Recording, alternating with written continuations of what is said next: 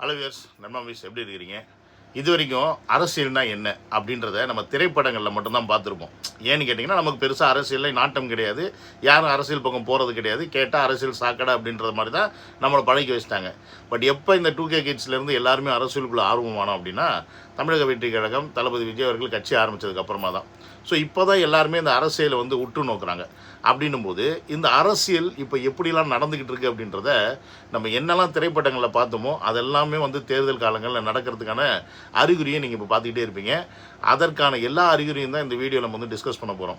ஏன்னு கேட்டிங்கன்னா, ஒரு சைடு குண்டு வெடிக்குது, ஒரு சைடு பார்த்தீங்கன்னா தேர்தலில் ஓட்டு போட விடாமல் தடுக்கிறாங்க, ஒரு சைடு பார்த்தீங்கன்னா இந்த மேட்டர்லாம் நம்ம கவனிக்கக்கூடாதுன்னு சொல்லிட்டு திருப்பி நடிகைகளை வச்சு விஜய் கூட கம்பேர் பண்ணி மற்றதை கம்பேர் பண்ணி அந்த மாதிரி ஒரு டைவெர்ட் பண்ணுறாங்க. ஸோ இப்படி பல வேலைகள் தமிழ்நாட்டில் நடந்துக்கிட்டு இருக்குது. ஏன்னா தமிழ்நாட்டில் இது வரைக்கும் வரலாறு காணாத ஒரு அரசியலை இந்த 2026 சந்திக்க போது தேர்தல் டயத்தில்.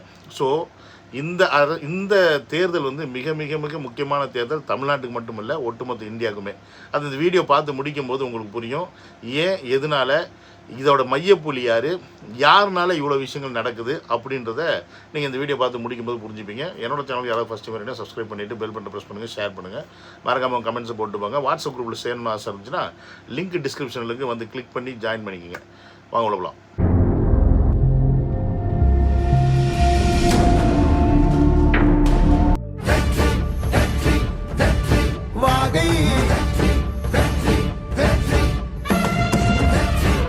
Welcome to Vijay stock and welcome to another வீடியோக்குள்ளே போகிறதுக்கு முன்னாடி ஒரு நல்ல விஷயம் ஒன்று நடந்திருக்கு. இங்கே நான் வச்சுருக்க வாட்ஸ்அப் குரூப் மூலமாக அந்த விஷயத்தை இங்கே ஷேர் பண்ணிக்கணும்னு ஆசைப்பட்றேன். கடந்த 6ஆம் தேதி செங்கல்பட்டு மாவட்டம் கூடுவாஞ்சேரி நகராட்சிக்கு உட்பட்ட கன்னிவாக்கம் பகுதியில் பார்த்திங்கன்னா ஒரு 3 வீடு எரிஞ்சு போச்சு. அது இன்டர்னலாக ஃபயர் ஆக்சிடெண்ட்டில் ஏதோ ஒரு காரணத்தில் எரிஞ்சு போயிருக்கு. அதை அறிந்த தமிழக வெற்றி கழகத்தை சேர்ந்த மகளிர் அணியில் இருக்கக்கூடிய பிரியா கார்த்திகேயன் அப்படின்றவங்க அந்த விஷயத்தை அவங்க கூட நின்று அவங்களுக்கு தேவையான அனைத்து உதவிகளையும் செஞ்சு கொடுத்துருக்காங்க. இது எனக்கு எப்படி தெரிய வந்துச்சுன்னு பார்த்தீங்கன்னா, அவருடைய கணவர் இங்கே ஒர்க் பண்ணிகிட்டு இருக்காரு. அவர் தான் இந்த விஷயத்தை என்கிட்ட கொண்டு வந்தார். உங்களால் ஏதாவது இந்த குரூப்பில் மூலியமாக ஏதாவது அந்த மக்களுக்கு உதவி செய்ய முடியுமா அப்படின்னு சொல்லி கேட்டப்போ, இதோட உண்மைத்தன்மையை அறிஞ்சதுக்கப்புறமா நான் இங்கே உதவி என்னுடைய அந்த வாட்ஸ்அப் குரூப்பில் கேட்டேன். அதில் 2 நபர்கள் பார்த்திங்கன்னா இந்த விஷயத்துக்கு பங்களித்தாங்க. அவங்க ஆளுக்கு ஒரு 5000 ரூபா கொடுத்தாங்க. ஒருத்தர் பேர் மணி, இன்னொருத்தர் ராஜகோபால், ஒருத்தர் கத்தாரில் இருக்கார். ஸோ இப்படி அவங்களுக்கு முடிஞ்ச இந்த உதவியை செஞ்சுருக்காங்க.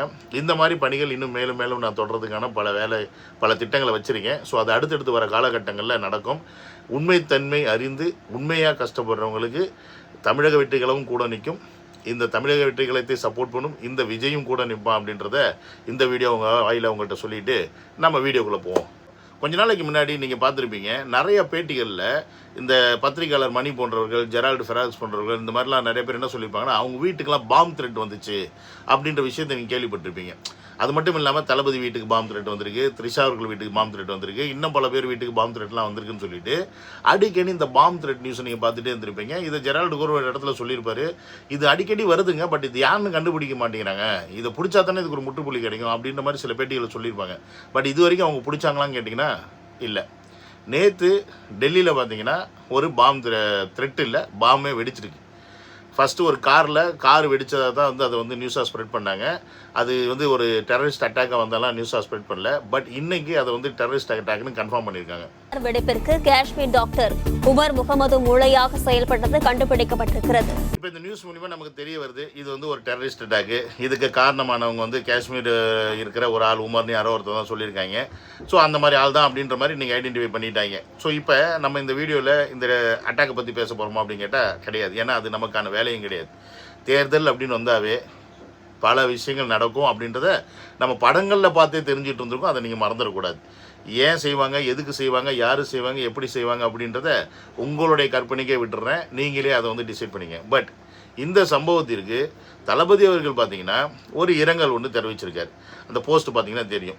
டெல்லி சம்பவத்துக்கு இந்த கார் வெடிப்பு சம்பவத்தை அறிந்து பெரும் அதிர்ச்சியும் கவலையும் அடைந்தேன் அப்படின்னு இந்த ஒரு ட்வீட்டை ஒன்று போட்டிருக்காரு. ஒரு இடத்துல ஒரு உயிரிழப்பு நடக்குது அப்படின்னா அதற்கு கட்சி தலைவர்கள் என்ன பண்ணணும்னா இரங்கல் தான் தெரிவிக்கணுமே ஒழிய அதில் வச்சு அரசியல் பண்ணக்கூடாது.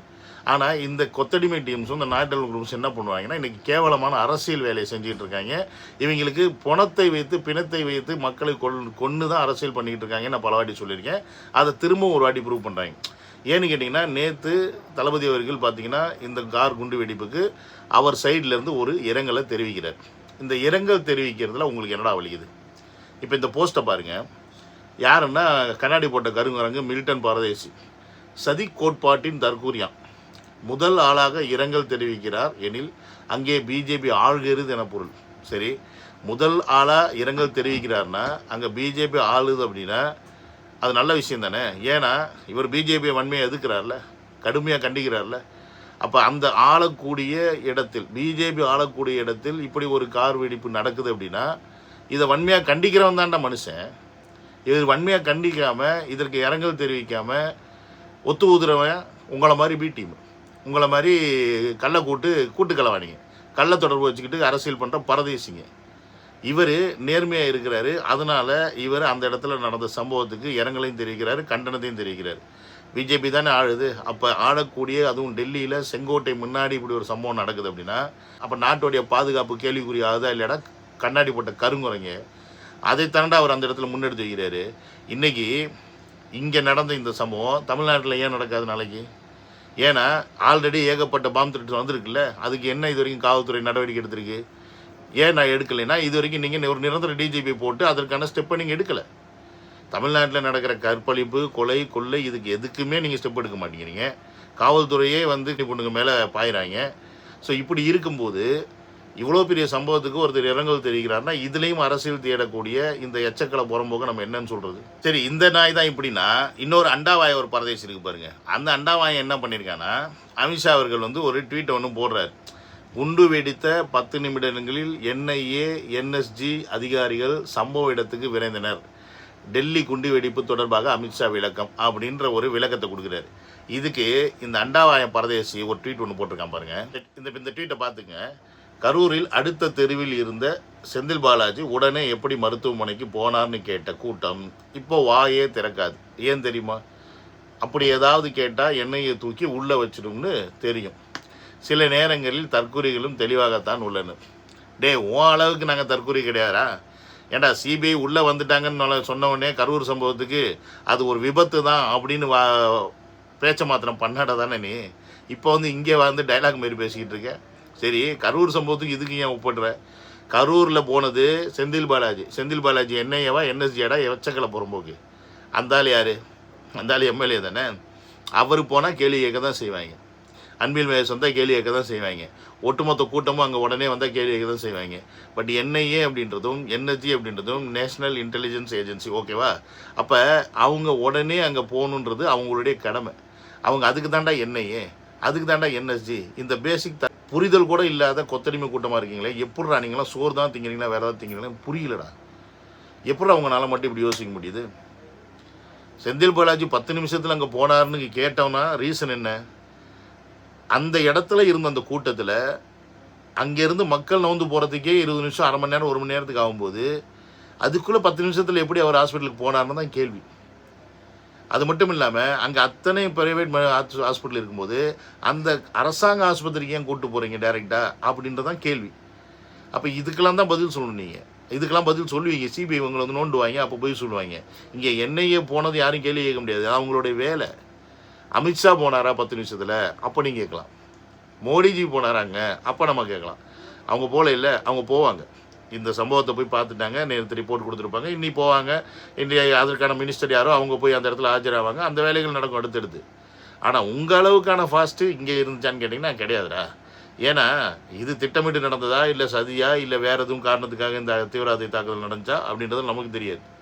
ஆனால் கரூரில் நடந்தது என்ன ஏது அப்படின்றது அந்த கரூர் மக்களுக்கும் தெரியும், அந்த சம்பவத்தில் பாதிக்கப்பட்டவங்களுக்கும் தெரியும், அந்த இடத்தில் அதை அனுபவித்தவர்களுக்கு எல்லாருக்குமே தெரியும் இது ஒரு திட்டமிட்ட சதி அப்படின்றது. அது எல்லாம் சிபிஐயில் வெளியில் வரும்போது குண்டா உன் வாயில் எல்லாத்துலேயும் போடுவாங்கடா அண்டா அப்படின்றத சொல்லிக்கிறேன் நான்.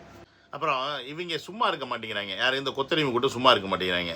உதயநிதி ப்ரோவெல்லாம் என்ன பண்ணணும்னா இவங்களை சும்மா இருக்க வைக்கணும். இவங்க சும்மா இருக்க மாட்டாமல் தேவையில்லாமல் த்ரிஷாவை திருப்பி உள்ளே இழுத்துட்டு வந்து நுழைச்சு விட்றாங்க. இந்த போஸ்டரை பார்த்தீங்கன்னா தெரியும்.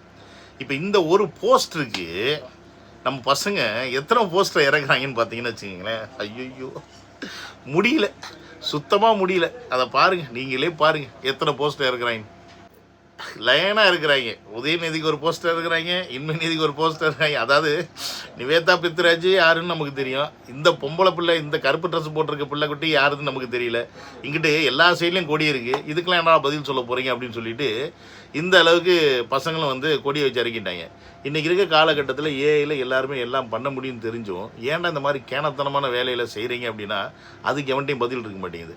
இதை விட நம்ம பசங்க வேறு லெவலில் போய் என்ன பண்ணிட்டாங்கன்னா, கருணாநிதி அவர்களே வந்து கலாய்ச்சி இந்த தளபதி கச்சேரி பாட்டுக்கு டான்ஸ் ஆடுற மாதிரி வீடியோஸை போட்டு வைரல் பண்ணி விட்ருக்காங்க. ஏகப்பட்ட பேர் இதில் வந்து நம்ம பசங்க தான் செஞ்சாங்களா, இல்லை இவங்களே வேணுக்குனே ஏஐ செஞ்சு வச்சுட்டு நம்ம பசங்க செஞ்ச மாதிரி போடுறாங்களா நமக்கு தெரியாது சோஷியல் மீடியாவில். ஆனால் அது வைரலாக போயிருச்சு. பட் அது போனதுக்கு நிறையா பேர் ட்விட்டரில் வந்து பொங்கிட்டு வராங்க. அவங்க பொங்கிக்கிட்டு வந்து போடுற கமெண்ட்லாம் பார்த்தீங்கன்னா, இப்போ இந்த ஆள் வச்சுருக்க போஸ்ட்டை ட்விட்டரை பாருங்கள். அது வந்து யார், நம்ம தமிழ்நாடு போலீஸுக்கும் சென்னை போலீஸும் எழுதியிருக்காரு. மறந்து போன முன்னாள் தமிழக முதல்வர் மிகவும் கேவலமாக சித்தரிக்கும் இந்த ஐடி மீது உடனடி நடவடிக்கை எடுக்கும். இது அவர் புகழுக்கும் அவர் தமிழக மக்கள் நலனுக்காக செய்த காரியங்களை கொச்சைப்படுத்துவதுமாக உள்ளது.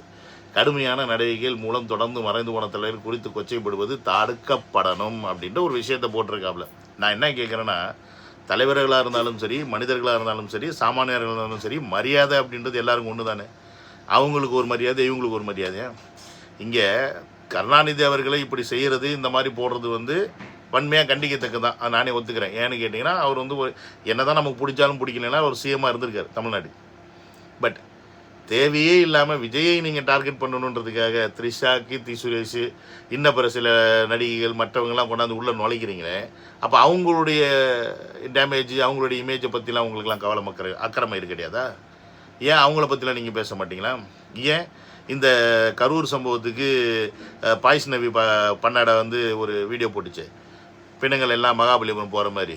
அப்போ அந்த 41 குடும்பத்தை அசிங்கப்படுத்தினது உனக்கு வந்து பெரிய மயிரா தெரியலையா? ஏண்டா உங்களுக்கு வந்தால் ரத்தம், மற்றவங்களுக்கு வந்தால் தக்காளி சட்னியா? இப்போ இதற்கு நான் காவல்துறை நடவடிக்கை எடுக்கணும்னா இவங்க பண்ணுற அத்தனை அட்ராசிட்டிக்கும் காவல்துறை நடவடிக்கை தான் எடுத்தாகணும். கலைஞர் மட்டும் வானத்துலேருந்து குதிச்சு வரல, அவரும் நம்மள மாதிரி மனுஷன் தானே. அவரும் தானே வந்தார், அவர் வந்தார், நின்னார், அப்புறமா வந்து ஓட்டு போட்டான், ஜெயிக்க வச்சான். ஓட்டு போட்டனால அவர் சிஎம், இல்லைன்னா அவர் என்ன பண்ணியிருப்பார்? கதை எழுதிட்டு அப்படியே காற்று வாங்கிட்டு போயிருப்பார். அவ்வளோதான். இங்கே மக்கள் தான் முடிவு பண்ணணும் யார் மேலே யாருக்கு இல்லைன்னு. கண்ட பரதேசிலாம் முடிவு பண்ணக்கூடாது. நீங்கள் ஒழுங்காக இருந்தால் எல்லோரும் ஒழுங்காக இருக்க போகிறாங்க. நீங்கள் அரசியல் பண்ணுங்கள், நாங்களும் அரசியல் பண்ண போகிறோம். நீங்கள் அசிங்கப்படுத்துனீங்கன்னா உங்களை விட பன்மடங்கு பல மடங்கு குழி தோண்டி அசிங்கப்படுத்த முடியும்டா. இன்றைக்கி அப்படி இருக்காங்கடா பசங்க. ஏன்டா உங்களுக்கு புரிய மாட்டேங்குது? எச்எல் வாரிசுன்னு சொல்லிட்டு அங்கங்கே உட்காந்து பேசிக்கிட்டு இருக்காங்க, பண்ணிக்கிட்டு இருக்காங்கன்னு உங்களுக்கு நல்லாவே தெரியும். அப்போ அதுக்கேற்ற மாதிரி நடந்துக்குங்களா. அதை விட்டு உங்கள் இஷ்டத்துக்கு நீங்கள் ஆடிட்டு இருந்தீங்கன்னா எல்லாம் பொத்திக்கிட்டே இருப்பாங்களா? அதெல்லாம் மாட்டாங்க, வச்சு திருப்பி செய்வாங்க. பட் இது போன்ற தலைவர்களை அசிங்கப்படுத்துறது கண்டிக்கத்தக்கிறது அப்படின்னாலும் சாமானிய மனிதர்களை அசிங்கப்படுத்துறதும் கண்டிக்கத்தக்கது தான். ரெண்டையும் ஈக்குவலாக பார்க்கணும் அப்படின்றது என்னுடைய பாயிண்ட் ஆஃப் வியூ. பெரிய பார்த்துக்குங்க, அரசியல் எந்த அளவுக்கு கேவலமாக எந்த அளவுக்கு அசிங்கமாக நடந்துக்கிட்டு இருக்குன்னு. இந்த அரசியலுக்குள்ளே தான் நம்ம தளபதி அவர்கள் குதிச்சிருக்காரு. எதற்காக? இந்த அரசியலை சுத்தம் செய்ய வேண்டும்னு. எப்படி சுத்தம் செய்வார்? நம்மளை வச்சு தான். நம்ம கூட நிற்கிறோன்ற தைரியத்தில் தான் அவர் வந்து இறங்கியிருக்காரு. ஸோ இதுதான் நமக்கான சந்தர்ப்பம்.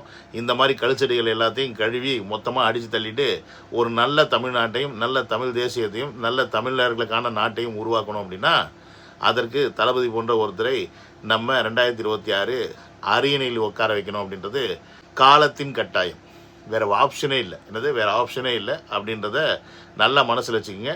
விட்டோம் செத்தோம் அப்படின்றத மனசில் வச்சுக்கிட்டு இந்த வீடியோவை லைக்கு கமெண்ட் என்னெல்லாம் பண்ணுவோம் பண்ணிவிட்டு நீங்கள் போய் உங்கள் வேலையை பாருங்கள், நான் போய் என் வேலையை பார்க்குறேன். சியோ another video. Love you all. Take care. Bye bye.